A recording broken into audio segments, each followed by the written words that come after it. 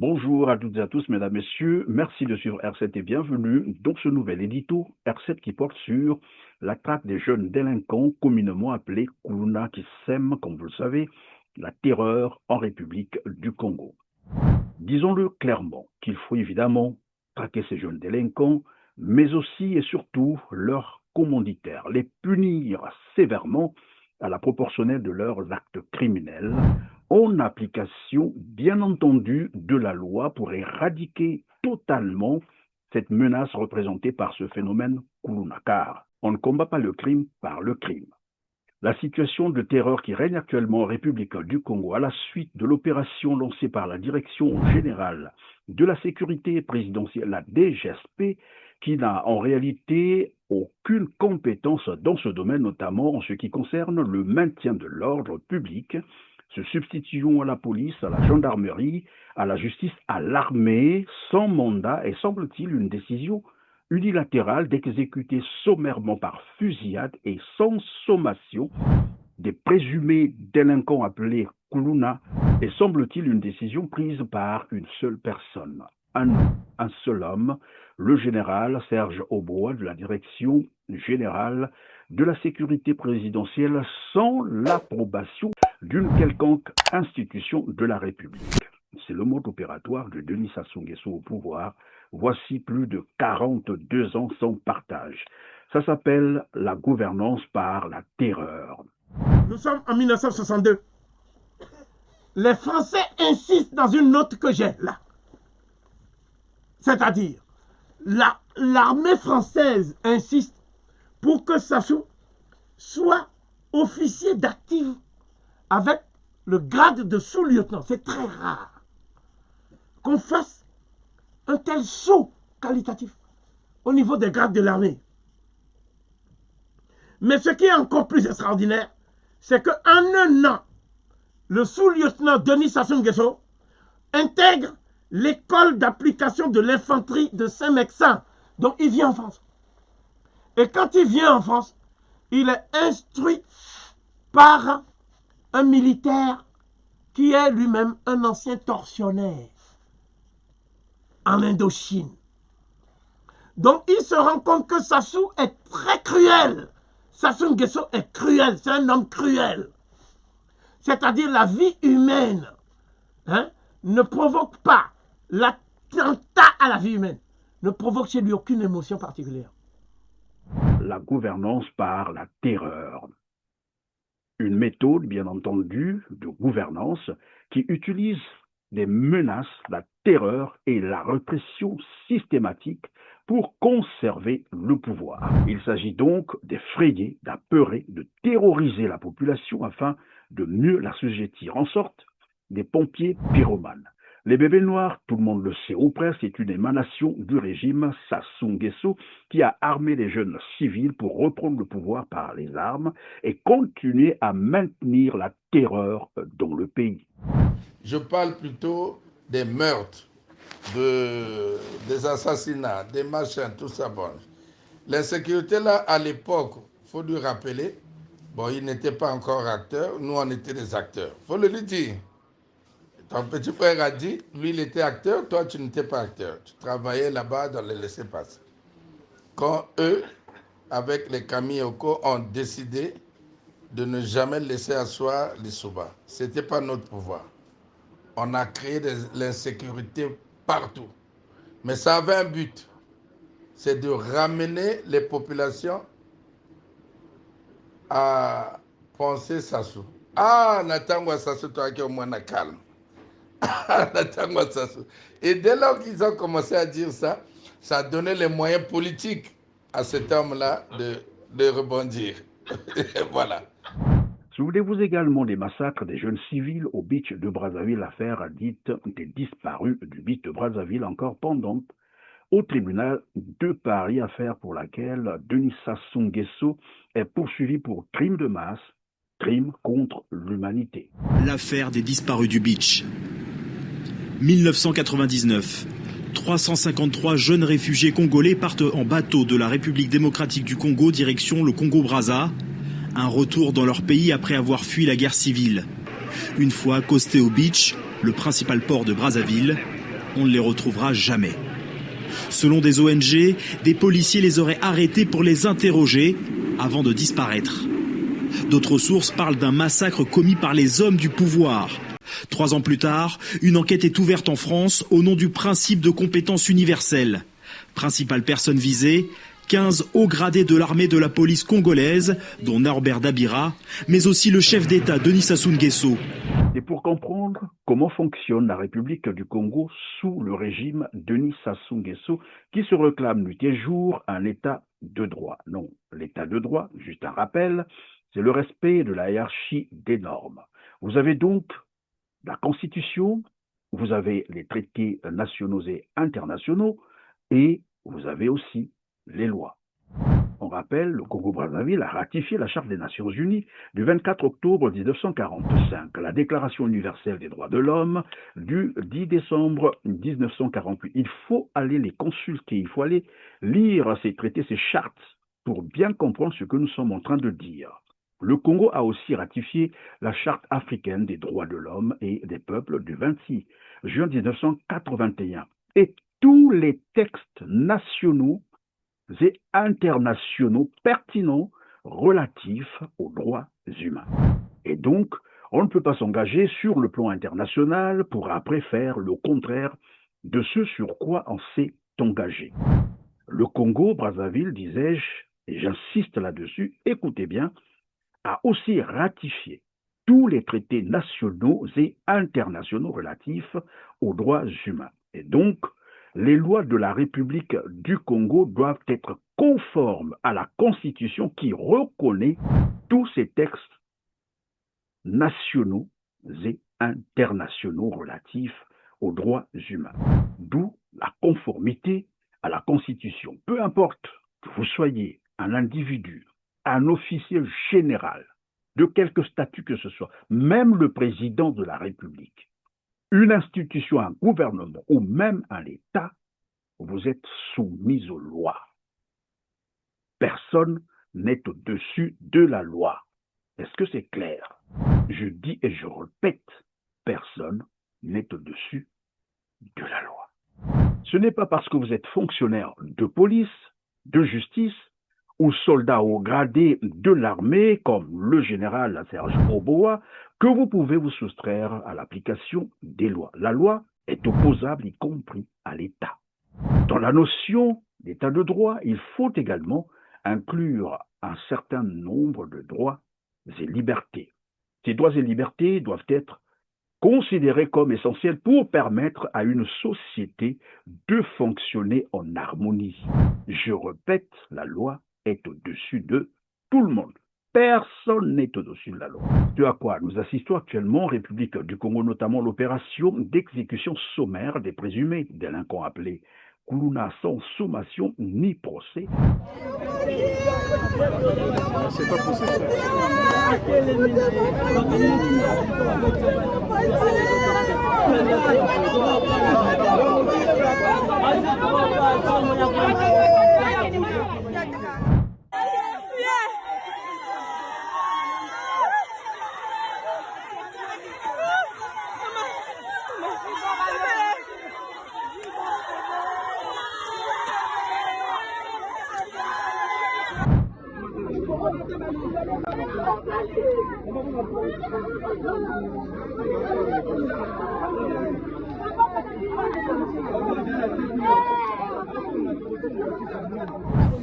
bakangi so moto wana moto aitsola kisa yena ndaku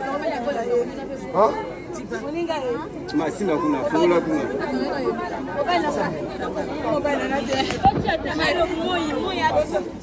Sans approbation de l'État, notamment du Parlement, le gouvernement, la justice, la police, la gendarmerie, même pas l'armée.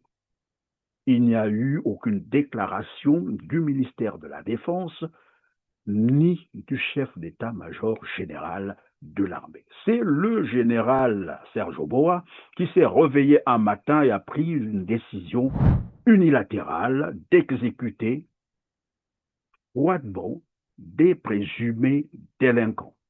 C'est une violation délibérée de la Constitution congolaise du 25 octobre 2015, notamment de l'article 11 qui dispose, je cite, Toute personne arrêtée est informée du motif de son arrestation et de ses droits dans une langue qu'elle comprend.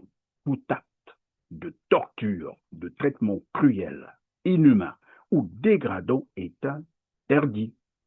Le pouvoir judiciaire, gardien des libertés individuelles, assure le respect de ce principe dans les conditions fixées par la loi. Malheureusement, nous assistons là à une opération d'extermination, de massacre des jeunes décidée par une seule personne, un homme, le général Serge Oboa, probablement fort de son statut d'officier général de la sécurité présidentielle. Le fait-il avec la bénédiction de son chef, Denis Sassou Nguesso? Ça se saura. Nous l'avions dit et nous insistons là-dessus que c'est une violation délibérée du cadre légal. On peut également lui opposer l'article 14 de la Constitution congolaise du 25 octobre 2015 qui dispose que tout individu, tout agent de l'État, écoutez bien, tout agent des collectivités locales, toute autorité publique qui se rendrait coupable d'actes de torture ou de traitement cruel, inhumain ou dégradant, soit de sa propre initiative, comme le fait le général Serge Oboa qu'on est en train d'acclamer pour l'heure, soit sur instruction, est puni conformément à la loi, comme quoi les crimes contre l'humanité sont imprescriptibles. Et donc, le général Serge Oboa risquerait d'être rattrapé par la loi. Et souvent, c'est au moment le plus inattendu. Tous ceux qui l'acclament aujourd'hui ne seront plus là. Ce n'est qu'une puce à l'oreille du général Serge Oboa. On ne gouverne pas un État sous l'effet de l'émotion. Vraiment.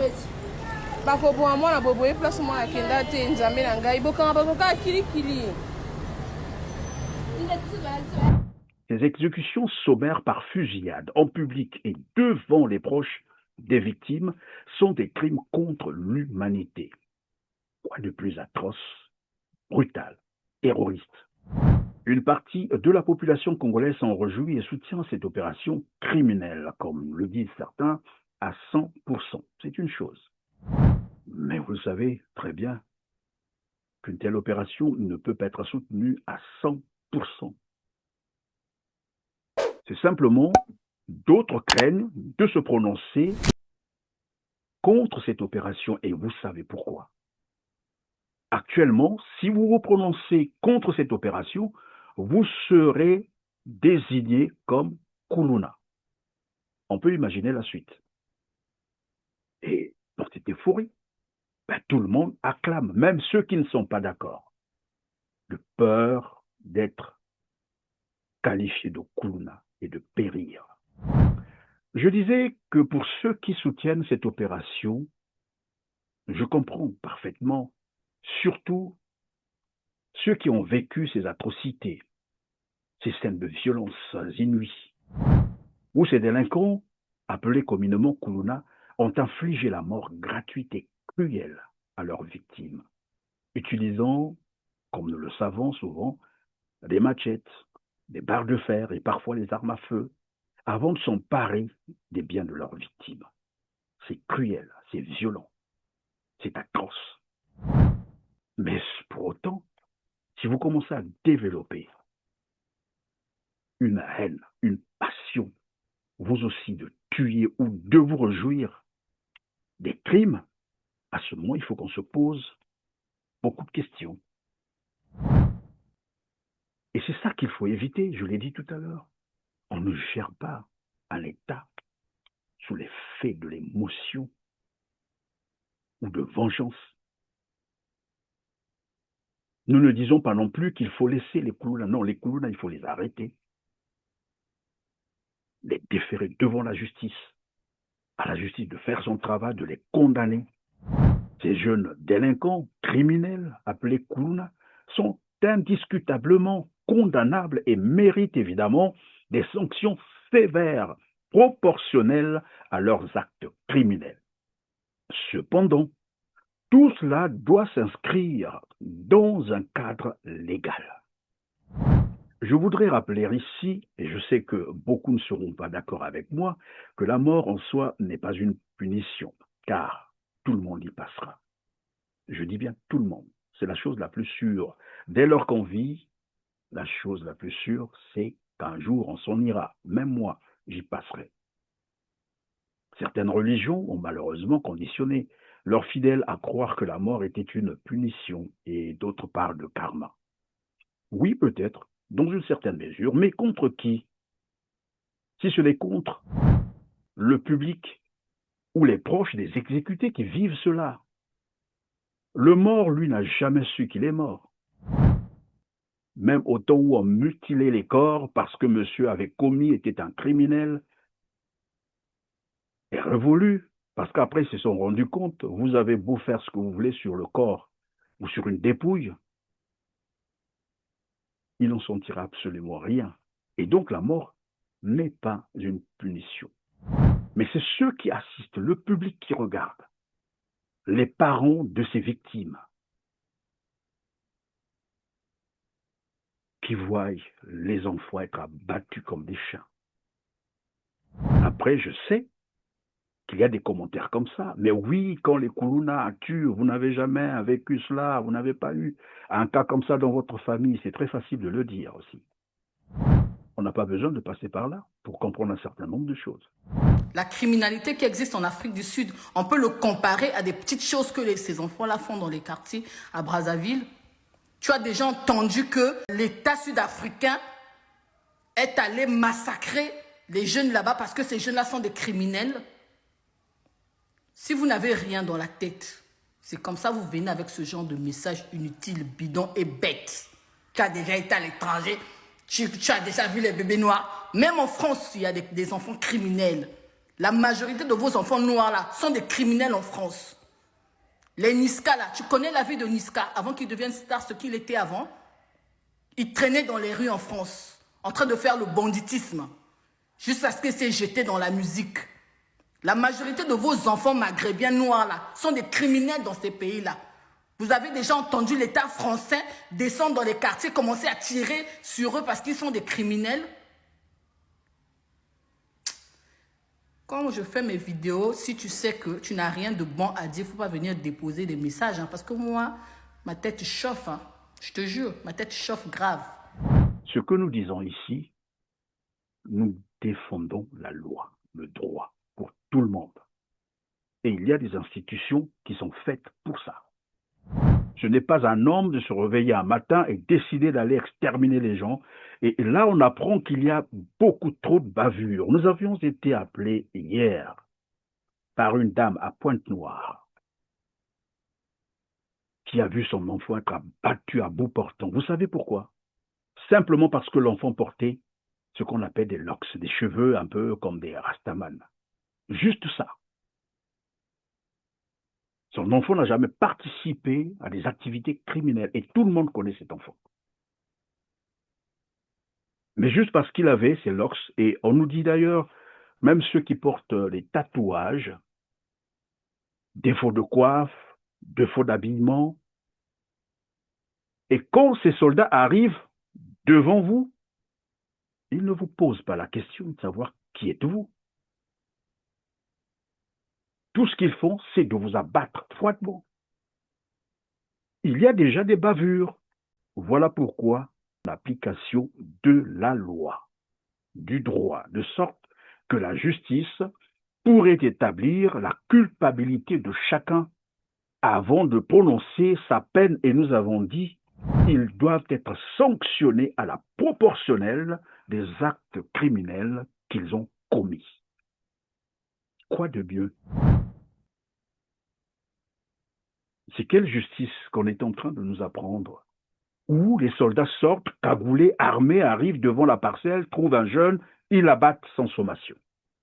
À force de mener de telles opérations d'exécution sommaire en public devant les parents, on finira par créer une société où la violence sera la norme. Vous savez que la violence n'appelle qu'à la violence. Personne n'est tout le temps plus fort que tout le monde? Personne. Non, ne vous trompez pas sur ces opérations de charme menées par la Direction générale de la sécurité présidentielle, la DGSP, qui en réalité ont un agenda caché. Cela ne garantit nullement et ne garantira, retenez ça aujourd'hui, nous sommes le 2 octobre. Ces opérations ne garantiront pas la sécurité des Congolais. Gardez à l'esprit que nous sommes à l'orée du prochain simulacre élection présidentielle, celle de mars 2026, mais aussi face à la nouvelle situation géopolitique mondiale et surtout à la tendance génération 7. Ça vous dit? Vous avez vu ce qui s'est passé au Népal? Le Parlement incendié, des ministres pourchassés, une vingtaine de personnes tuées et 400 blessés. Au Népal, la Gen Z renverse le gouvernement. Touché par une crise politique profonde, le pays de 30 millions d'habitants a sombré dans le chaos depuis ce lundi. On remonte au jeudi 4 septembre, le gouvernement népalais ordonne alors le blocage de 26 réseaux sociaux dont Facebook, YouTube, X et LinkedIn qui ne s'étaient pas enregistrés auprès de lui dans les délais conformément à une nouvelle législation. La population, elle, accuse ses dirigeants de vouloir l'empêcher de dénoncer leur corruption dans un pays gangréné par un fort taux de chômage. Plus de 20% de la population vit encore sous le seuil de pauvreté. Bref, la colère de millions d'usagers est immédiate. C'est ce lundi matin que commencent à se réunir des milliers de jeunes dans les rues de Katmandou et d'autres villes du Népal.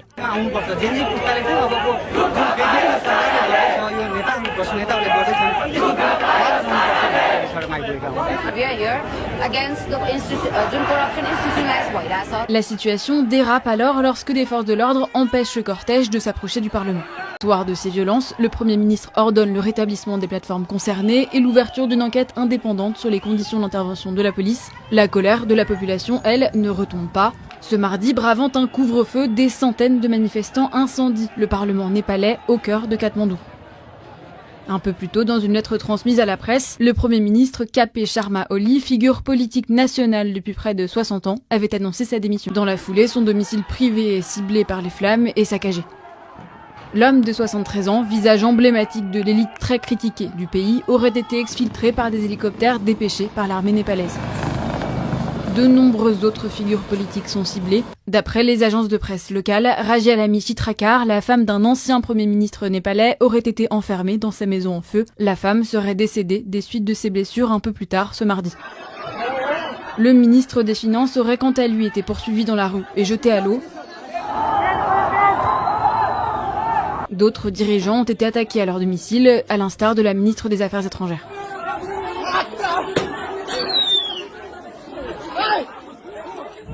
Puis à Madagascar, où pour moins que ce que vivent les Congolais, notamment la problématique d'accès à l'eau potable et à l'électricité, la population est sortie dans la rue.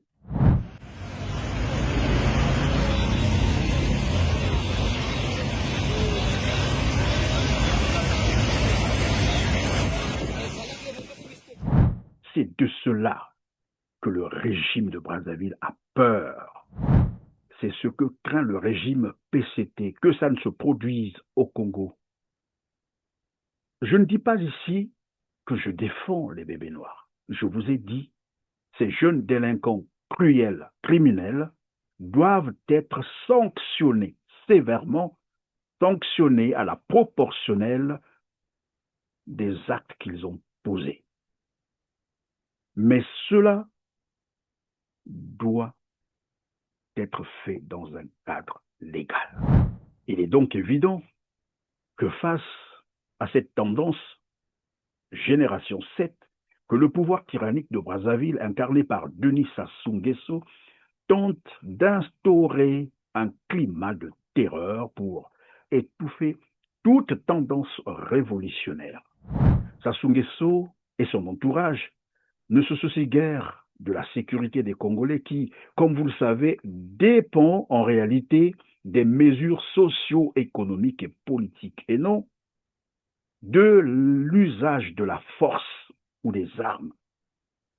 La situation sécuritaire du Congo est une situation sociétale et donc qui nécessite des solutions sociales et économiques, et non militaires.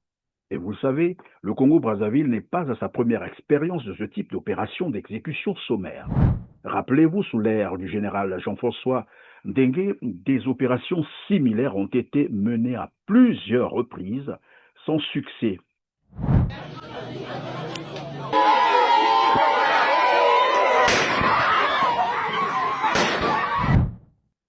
Au contraire, elles ont amplifié le phénomène à des proportions beaucoup plus préoccupantes. Au grand mot des grands remèdes, nous dit-on, oui, la situation sécuritaire actuelle du Congo-Brazzaville nécessite que des mesures fortes et radicales soient prises, d'arrêter ces présumés délinquants qui sèment la terreur en complicité avec certains éléments de la force publique, les présenter devant la justice qui pourrait les condamner formellement à des peines de réclusion criminelle, à des travaux forcés, mais aussi et surtout de débusquer les véritables commanditaires de ces actes criminels. Des sources concordantes nous apprennent qu'il y aurait dans ces réseaux criminels des bébés noirs une forte participation des agents des forces de l'ordre, notamment des commissaires de police, des généraux de l'armée, des officiers généraux, oui, de l'armée, et très curieusement, même les hommes de la loi, des magistrats, des juges, des procureurs. Voilà pourquoi nous estimons qu'arrêter ces jeunes, les traduire devant la justice serait la meilleure manière, la meilleure solution d'éradiquer définitivement ce mal à la racine. Ces jeunes délinquants criminels, une fois condamnés à des peines de travaux forcés, pourront servir de la main-d'œuvre au bénéfice de l'économie congolaise, par exemple dans l'agriculture, dans les BTP, etc. Même s'il faut les condamner à des peines extrêmes. Mais le monde retiendra tout de même que le cadre légal a été respecté. Le second aspect de cet édito porte sur la prévention. Mieux vaut prévenir que guérir. La prévention contre le phénomène de bébés noirs au Congo-Brazzaville nécessite des solutions socio-économiques et politiques, telles que l'offre à la jeunesse des fondamentaux, des aires de jeu, une bonne santé, une bonne éducation, la création de l'emploi des jeunes. Mais tout cela n'est possible que, vous le savez aussi, qu'en s'attaquant efficacement à la corruption qui gangrène la société congolaise, au vol et au détournement massif qui ont plongé le Congo dans une crise socio-économique, une crise financière sans égale. Le Congo est en ruine. L'argent qui devait servir à améliorer les conditions de vie des Congolais, à assurer leur santé, leur éducation, les services sociaux de base, ainsi qu'à la création des emplois des jeunes, a été dilapidé et planqué dans les paradis fiscaux par les dignitaires du pouvoir de Brazzaville incarnés par Denis Sassou Nguesso. En exemple, 6 dignitaires de ce pouvoir et qui sont encore en fonction ont volé et planqué plus de 5 500 milliards de francs CFA dans les paradis fiscaux. En l'occurrence, Jean-Jacques Bouya, Jean-Bruno Itoa, Gilbert Ondongo, Rodolphe Adada, Lucien Ebata, Denis Christel Sassou Nguesso. À eux seuls, ils ont planqué plus de 5 500 milliards de francs CFA. 2 années budgétaires du Congo. Et 5 autres dignitaires de ce même pouvoir ont planqué à eux seuls plus de 9 000 milliards. Écoutez bien, 9 000 milliards de francs CFA dans les banques chinoises. Voilà les Papa Kourouna, les grands délinquants qui ont plombé l'économie de tout un pays, qui ont détruit la vie de plusieurs générations. Ces délinquants doivent être arrêtés, présentés devant la justice. Demandez-leur de rapatrier l'argent du Congo qu'ils ont planqué dans les paradis fiscaux. Pourquoi à ce niveau, il n'y a pas de mesure, il n'y a pas d'opération coup de poing contre la corruption, contre le vol, contre le détournement de deniers publics? Il faut donc trouver les moyens pour rapatrier tout cet argent volé pour créer des emplois pour les jeunes et leur formation, renforcer la cohésion sociale ainsi que les actions éducatives et de sensibilisation de la jeunesse, élaborer des programmes éducatifs, mettre en place des programmes scolaires, des ateliers, pourquoi pas, des campagnes d'information pour prévenir la délinquance et renforcer le sentiment de sécurité. Renforcer la police et la justice, établir une police de proximité, réorganiser le système de justice pénale. De plus, il est essentiel de lancer une vaste opération de lutte contre la corruption et la concussion, contre la délinquance financière et économique. Traquons, bien sûr, tous les voleurs, des délinquants financiers bien connus de tous les Congolais, mais qui continuent à circuler librement dans les rues de la capitale, Brazzaville, donnant l'impression que pour bien vivre au Congo, il faut voler l'État. Il faut mettre la main sur les caisses de l'État.